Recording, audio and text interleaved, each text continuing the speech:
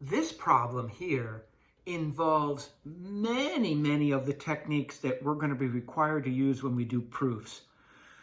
Rewrite this expression so it's not in factored form.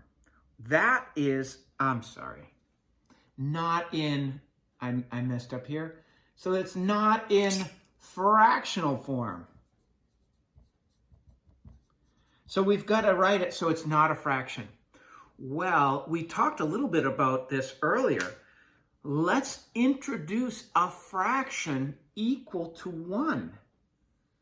And that fraction will be the conjugate of whatever's here. Now, it could be in the numerator, it could be in the denominator. It doesn't have to be in the denominator. But if I see 1 plus sine theta, something that can get me out of trouble is to write 1 minus sine x. I'm sorry, I said theta, but I meant x.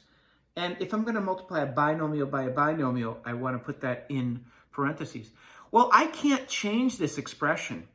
So I have to multiply by a fraction equal to 1. What goes on top? You guessed it, 1 minus sine x. And so when I multiply, let's put this down here. Of course, 1 minus sine x times 1 is 1 minus sine x. Notice the angle is x, so I keep that angle integrity by writing x for my angle. Now, first times first is 1. Outer is going to be negative sine x. Inner is positive sine x.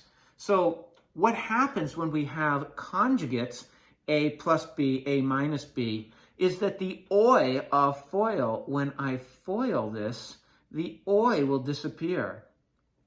So our last is positive times negative is negative. Sine x times sine x is 1 minus sine squared x, which is equal to, well, if I have an aside here, I know that, let me put this aside here. I know that, change color.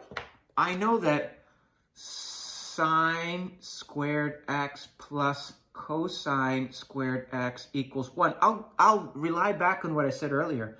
The better you know your identities, the easier these become. So that means that cosine squared x is equal to 1 minus sine squared x. Here that is. Anytime I see 1 minus sine squared x, because they're equal, I can write cosine squared x.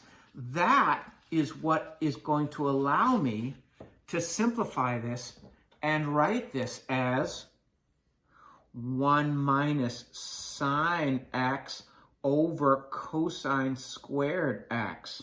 But you see that's still in fractional form. However, this is of the form a minus b over a single denominator c. Anytime we have this situation with one single denominator and 2 or more terms in the numerator, remember, I'll stress it again, terms are separated by pluses or minuses. I can write this as a over c minus b over c, but I must have a single denominator. So using this same idea from algebra that a minus b over c is a over c minus b over c, I'm going to divide this into both, and I'm going to get 1 over cosine squared x minus sine x over cosine squared x. So I've still got fractions here, but one good thing is that 1 over cosine, I know that that's secant. So 1 over cosine squared is secant squared, because look, if this is 1 over cosine x, the whole thing squared, I can say that's the same as secant x, the whole thing squared. And remember, we don't write it like that. We don't write it like that. We write it as secant squared x. So I'm going to write this as secant squared x, and I'm going to erase this just for room purposes, minus, well, we justified our algebra over here, so I can take that away too. Minus, well, how can I write this to get rid of fractions? I know that this is sine x times 1. What? Well, have I done anything wrong? This is sine x times 1 gives me sine x over cosine x times cosine x. Have I told any tales out of school? Let's see. Sine x times 1 is sine x. Cosine x times cosine x is cosine squared x.